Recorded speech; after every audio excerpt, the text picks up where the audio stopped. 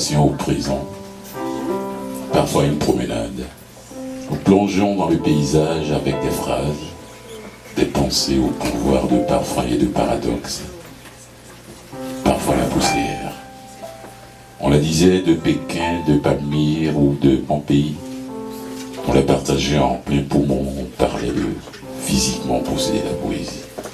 Après les mots, dit sur les forges de 17, Nicole Bonsard.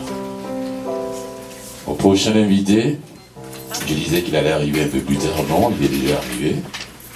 Raoul Duquet. Bravo. J'étais à son vernissage le jeudi passé. Il fait une exposition depuis le 29 jusqu'au 13 mars. Jusqu'au 13 mai, pardon.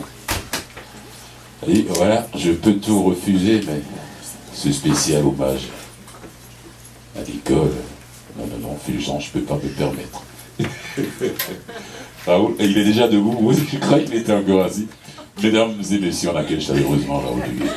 Ma rencontre avec Nicole, ça ne nous rajeunit pas, Nicole, mais ça fait à peu près 50 ans qu'on se connaît.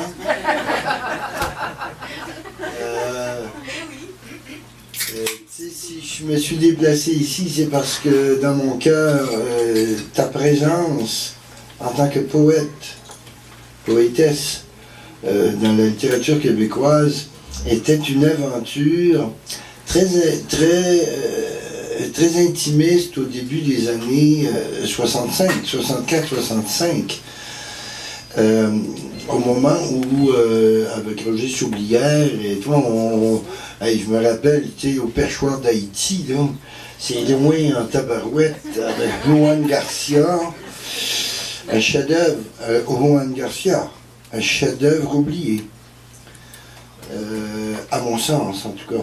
Mais je pense que quand on rend hommage à quelqu'un, ce qui est important, c'est de voir dans quelle mesure il y a eu une convergence ou une divergence éventuellement, mais dans l'action. L'action, pour moi, pour un poète, pour une poétesse, ça a été de créer la barre du jour. C'était un événement dans la littérature québécoise.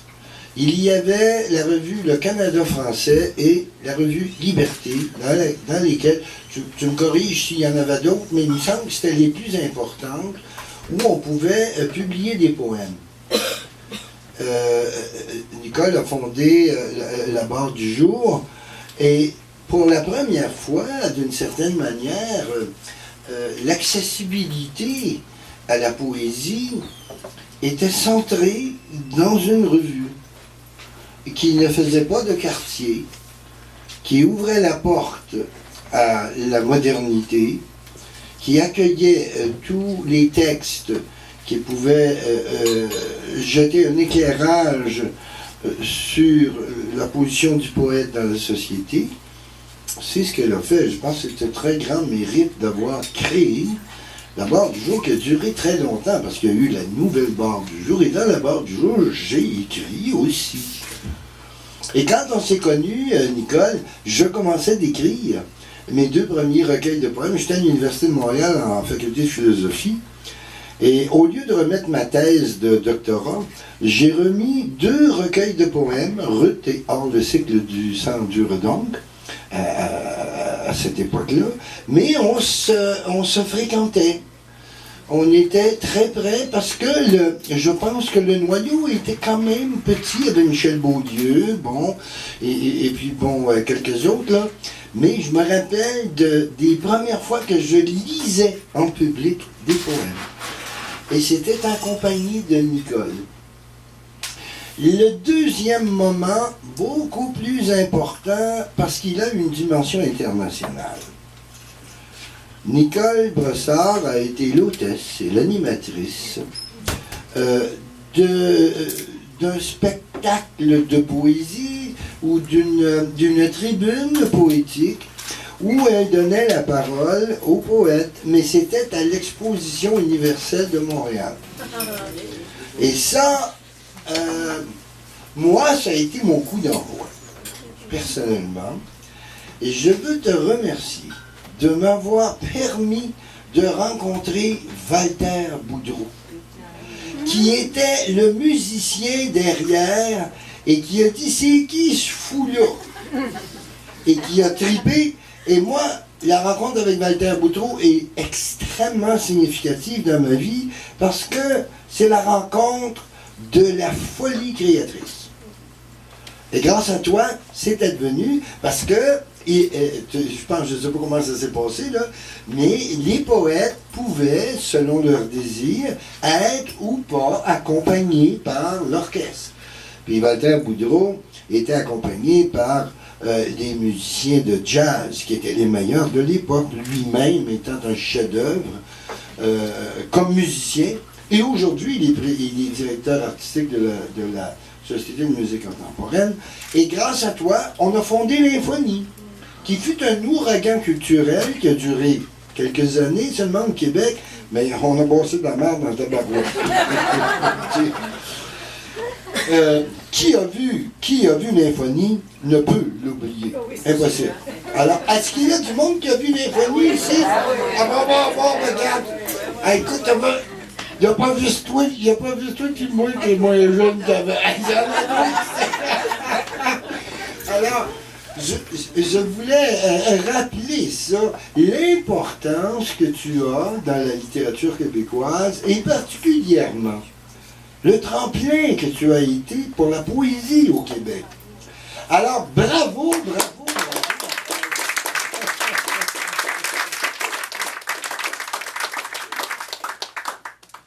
Bien sûr, on a eu, après ça, on s'est un peu quitté parce que moi, j'ai fait ma carrière de chanteur.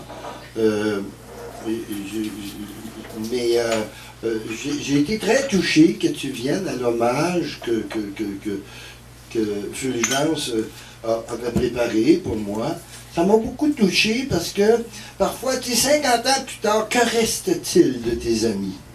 Que reste-t-il de ceux et qui t'ont donné à boire? De ceux qui t'ont lu, qui ont bu à ton eau. Et même, peu importe, même si notre stylistique est tout à fait différente, ça n'a aucune importance. L'importance, c'est la continuité. Et en ce qui te concerne, c'est ta générosité en tant qu'écrivaine. Tu as vraiment consacré ta vie à l'écriture. Je trouve ça très admirable. Personnellement, je me suis scindé en 7. OK? Mais c'est toujours... Hein, je suis la putain de la poésie, comme disait Jean-Guy Pilon. La putain de la poésie, c'est moi, ça. Quand j'ai commencé de faire mon premier disque, ils m'ont dit « Ah, Duguay, ça y est, tu es bu, tu es avalé par le système. » Mais je vais te dire une affaire. Moi, ma réponse était de deux choses l'une. Ou bien j'écris un recueil de poèmes qui se vend à 300 exemplaires et c'est un best-seller pour le Québec. Et, ou bien alors, je continue d'écrire pour des crosseurs de mouches, comme je les appelle, ou bien alors, j'essaie de démystifier la poésie et de la rendre comestible par un grand nombre. Cependant, j'ai écrit des choses qui ne sont pas comestibles par un grand nombre. Personne ne connaît la dimension poétique ma dimension poétique profonde, sauf ceux qui ont suivi. On connaît des chansons, mais l'arbre n'est pas la forêt. Tu comprends? Mais pour moi, c'est très important de me rappeler ces temps-là, et avec toi, vient automatiquement Paul Chamberlain. Tu sais, je veux dire, c'est comme, vous êtes venus tous les deux, l'importance de Paul Chamberlain dans la littérature québécoise, c'est incroyable. Mais il n'a pas ce qu'il mérite. À mon sens, l'histoire devrait rétablir les choses. L'histoire le fera s'il y a des historiens intelligents, tu sais, pour le faire.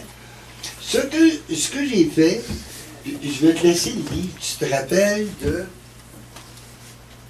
Ça date de 1974, Avant-Poste. Hein? Avant-Poste a consacré à 4 écrivains québécois. Quand même, il y a des choses très intéressantes là-dedans. Et j'ai découvert de toi une pensée que je n'ai pas vue ailleurs. à cette époque, je pense que tu étais en ébullition. Et bon, les poètes qui sont ici, québécois, c'est Paul Chamberlain, Claude Péloquin, toi et moi. Je veux, dans un premier temps, j'ai colligé des phrases qui m'ont fait réfléchir. J'ai rarement vu des écrivains ou des écrivaines aborder la question de cette dichotomie entre la production et le plaisir et la jouissance. Nicole, c'est une des choses qui m'a le plus touché dans ce que j'ai lu là. Si vous le permettez, je vais vous lire des extraits de ce que Nicole Brossard a écrit dans Avant-Poste, qui était questionné par... lui, c'était quoi? Caroline Bayard. Oui, c'est Caroline Bayard, mais tu étais questionné par Jack David. Et moi aussi. Et les questions étaient brillantes. On va te dire, si on trouvait des gens qui posaient des questions brillantes comme ça aujourd'hui, c'est le fun. Je vais te dire que, en ce qui a trait à la poésie, les médias, là, on ne peut pas aller très très loin. Je vous lis donc ce sont toutes des paroles de Nicole, extrêmement riches en réflexion sur la situation du poète en société. Quand on écrit, on envoie des mots et on fait ressurgir des formes, des images qui circulent dans notre inconscient. Mon besoin est de travailler avec les mots, de faire ressortir avec les mots tout un halo d'inconscient. J'ai compris qu'il n'y aurait pas de fin à ma recherche, parce que la combinaison, les possibilités combinatoires de mots sont infinies. Écrire, c'est enlever les censures qui nous empêchent d'être bien dans notre peau. Ce rapport entre le corps et la parole est très spécifique, je pense, à Nicole. Il n'y a personne qui a poussé ça aussi loin qu'elle. Ce sont les mots qui me mènent par le bout du nez, plus que moi, je ne les mène. L'écriture de fiction est transgression. Pour sortir de la loi, il faut la transgresser. La transgression au niveau de l'écriture est l'indication d'une transgression sociale et politique. C'est le refus du pouvoir, de l'autorité, de la hiérarchie. Connaissance et jouissance sont inséparables. L'interdit que je veux briser et transgresser, c'est l'interdit de la jouissance. C'est celui du corps jouissif, s'opposant au corps travaillant. Quand on travaille, quand on produit, on n'a plus le temps pour la jouissance. Le corps est monopolisé par la production. Or, la jouissance n'est productive pour aucune société. Moi, je trouve que c'est très profond dans la société qu'on a actuellement. Il faut revenir à ça. La seule vérité, c'est le plaisir du texte, le plaisir du corps. Si, pour moi, la transgression est importante, transgresser la loi, la hiérarchie, cela veut dire s'approprier les lieux de plaisir, non des lieux de production. Je dis cela en tant que poète, parce qu'en tant que femme, dans la lutte des femmes, je veux m'approprier le pouvoir, avoir un pouvoir de négociation. Mais en tant que poète, ma priorité, c'est le plaisir. Pour créer, il faut que je sois vulnérable. Si je ne suis pas vulnérable, je m'empêche d'aimer ou de recevoir tout ce qui est autour de moi.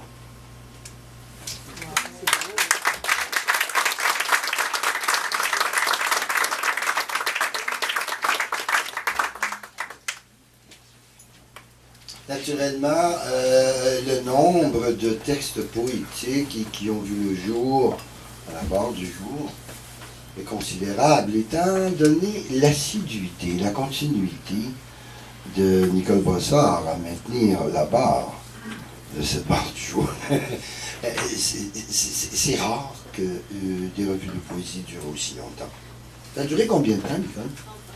30 ans. 30 ans, je ne sais pas, Liberté, ça a duré combien de temps? Liberté, c'est une vieille revue. Hein? Ça dure encore? Ah oui, Liberté, ça dure. Oh, même, c'est oui, là, ça a viré, ça a changé le bord. Non, mais c'est merveilleux, parce que s'il n'y avait pas, je ne sais pas, moi, si j'avais pas eu la possibilité de faire connaître ma poésie via... Ben moi, j'ai publié dans la Liberté, le Canada français, et dans la barre du jour. Mais c'était pratiquement les seules voix à cette époque-là. Il y en avait-tu d'autres, Nicole? C'était qui? À peu près en même temps, il y avait Parti pris. Ah bon, tabarouette, tu as oublié quelque chose de fondamental, d'ailleurs, auquel tu as participé. Parce qu'en tant que tel, je tenais une chronique littéraire à Parti pris, mais c'est là que j'ai rencontré Paul Chamberlain et Gaston Miron. Alors à l'époque, Paul Chamberlain, toi, on se voyait souvent, et Gaston Miron, on était dans le même cocon quelque part, avec dans le même combat, avec des armes différentes. Mais c'est très clair dans ma tête que c'est tous ces moments-là. Je vais lire un poème de toi qui n'a pas de titre, Nicole, qui est dans la barre du jour, poésie, juillet 68. Tu vas être surprise de t'entendre.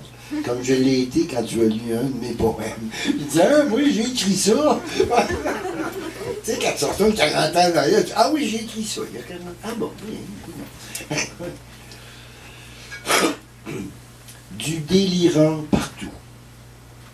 Par temps chaud, il y a du lys à caresser.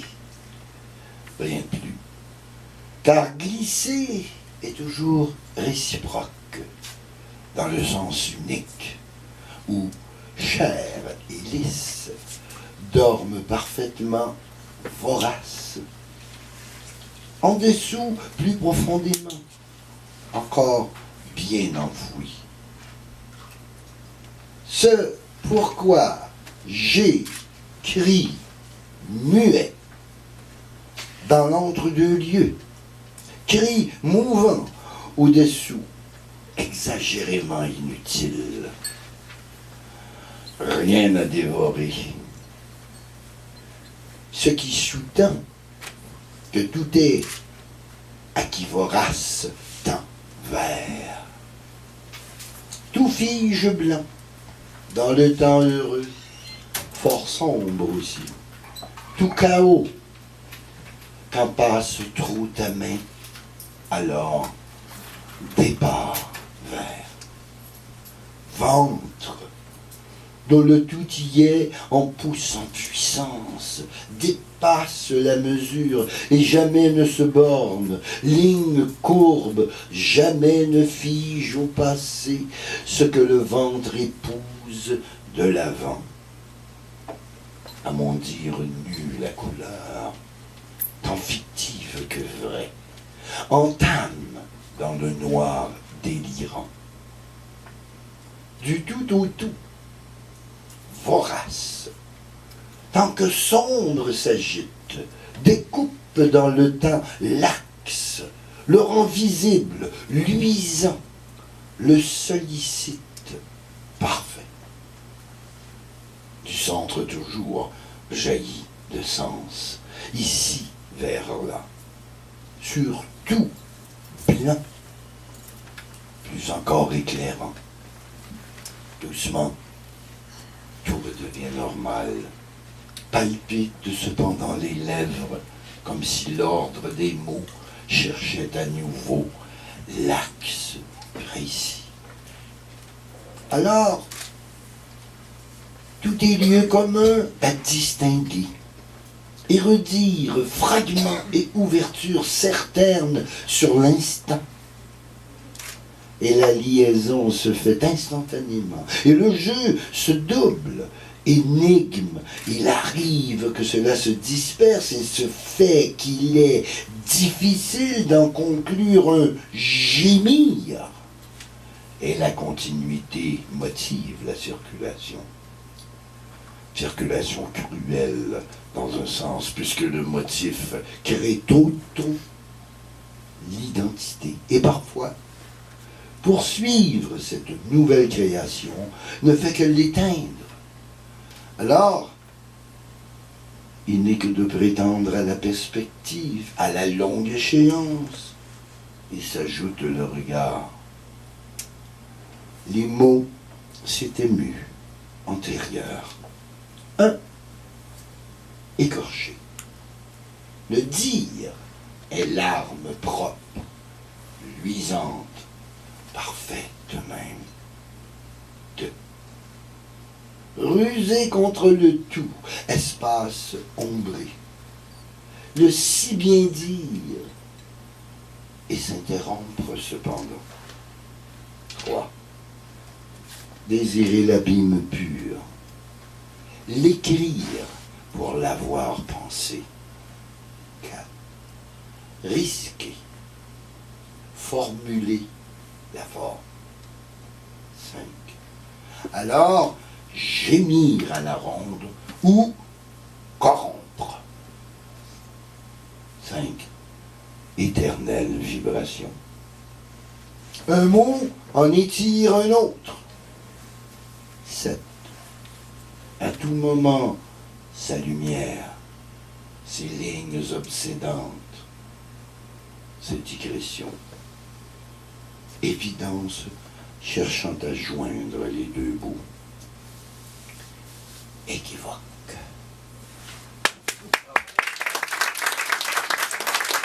Celui-là, je n'ai pas cherché, mais j'ai trouvé. Je pense que ta réflexion sur le corps des mots, je l'ai fait à ma manière aussi. Parce que quand j'étais en philosophie, je m'intéressais à la composition du mot. Les voyelles, les consonnes, les phonèmes, les labiales, les dentales et tout. Et j'ai trouvé dans l'étude philosophique ou linguistique ou phonétique ou phonématique des mots, la musique dont mes poèmes ont été faits pour les chanter en public à peu près. Parce que, à mon sens, et c'est cette dimension que j'ai exploitée personnellement beaucoup, c'est que tout poème est musique. Tout ce qui sort de la bouche est musique. Alors, écrire ou dompter un vocabulaire analphabète. Le poème naît d'un mince amas de mots.